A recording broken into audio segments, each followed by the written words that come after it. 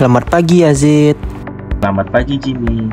Tadi aku baca materi tentang evaluasi dalam desain. Ternyata penting banget ya untuk memastikan desain kita benar-benar memenuhi kebutuhan pengguna. Betul banget Jimmy. Evaluasi itu kan sebenarnya cara kita untuk memahami bagaimana pengguna berinteraksi dengan prototipe atau produk kita. Selain itu, kita juga bisa tahu apakah desain kita sudah mudah digunakan dan memberikan pengalaman yang memuaskan.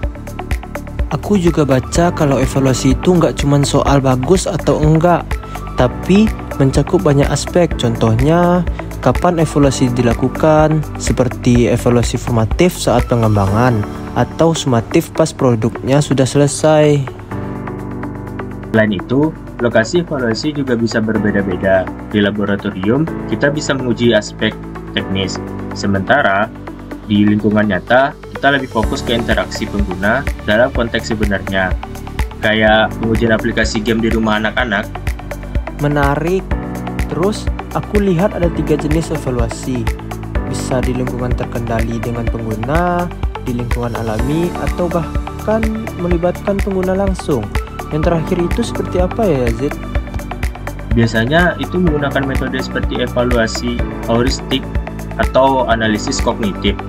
Jadi kita nggak perlu melibatkan pengguna langsung, tapi bisa memprediksi masalah kegunaan melalui tinjauan ahli atau data analitik. Oh, jadi seperti memprediksi performa antarmuka lewat model tertentu ya.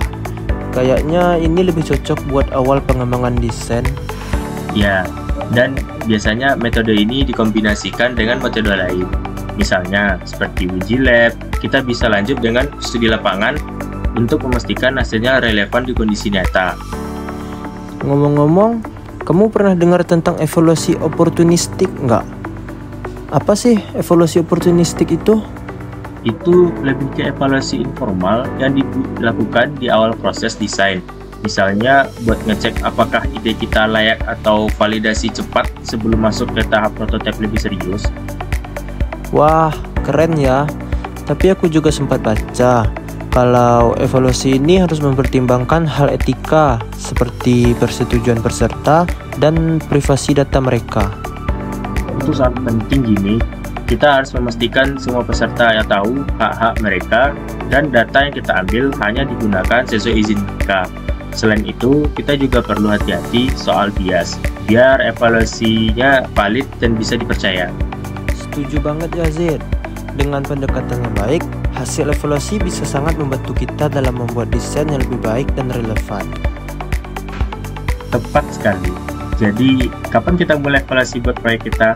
Aku penasaran banget buat nguji ide kita. Hahaha, minggu depan aja. Aku mau mempelajari lebih dalam dulu tentang metode-metode evaluasinya. Makasih ya Yazid, penjelasannya jelas banget.